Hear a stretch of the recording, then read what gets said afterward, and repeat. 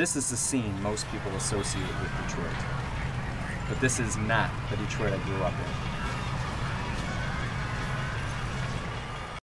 Let me take you on a journey of some of the neighborhoods I remember. This is where I grew up. The West Side, 7 Mile and Greenfield. We grew up with the family values and sense of community.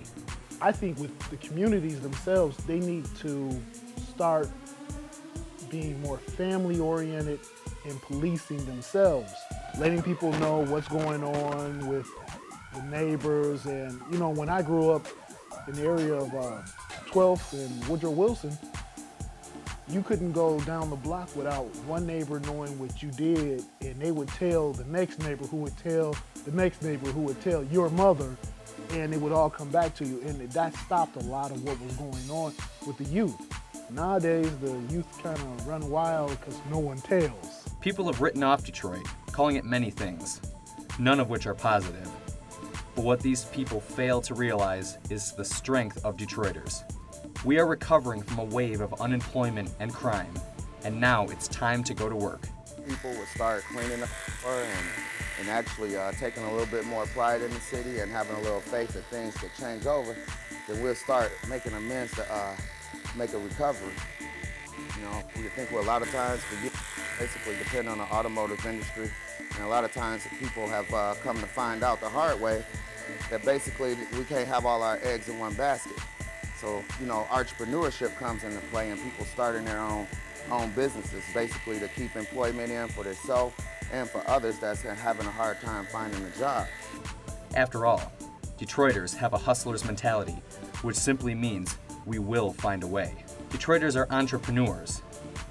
The rebirth and revitalization of the U.S. economy starts here in Detroit.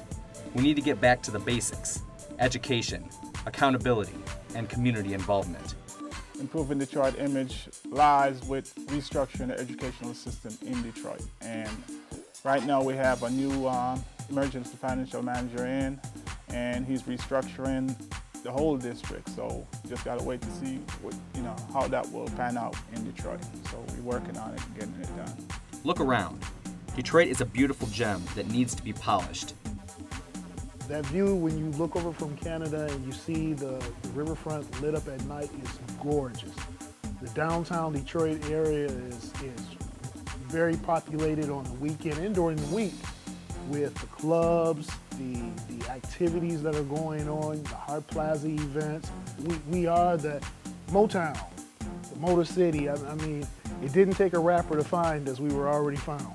I was out at Belle Isle last week, and to me, Belle Isle, I was up by a water fountain, really looking at the GM building in the Renaissance Center. That's a big landmark in Detroit. Look at the GM building, it's a big GM on it. That signifies, the Motor City. That's what we're about. It's a blue-collar town.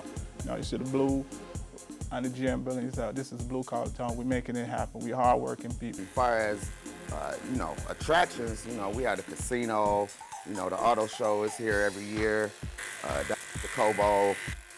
We have nice car shows. We got, some historic items, downtown that a lot of people know around the world or recognize around the world to come to the city of Detroit. So I think it's very interesting to people once you get past the negative stereotype of the city. It's a lot of things that bring you here and a lot of interesting things to see.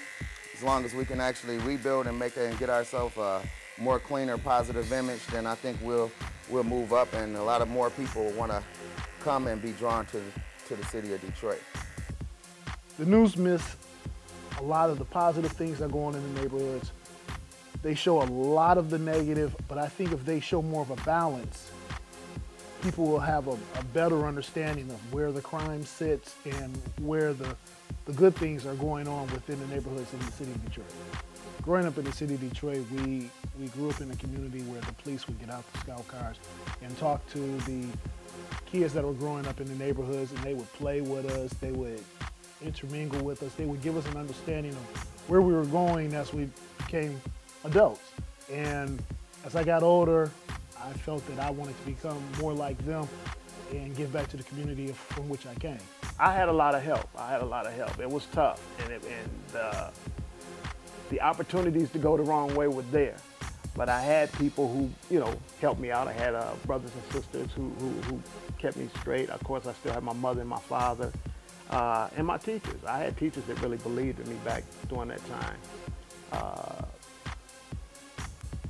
They really believed in me, and I think a lot of them, some of them I still run into now, and I thank them a lot because they really didn't give up on me. And I was a troublesome child, but they believed in me. So I feel that, like I said, once again, going back to that involvement, as long as people get involved with, you know, helping mold and shape you, you can turn out to be a good product.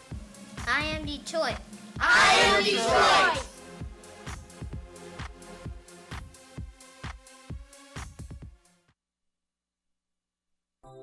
I love the Motor City. People all around, working, playing, just living life. This is my hometown.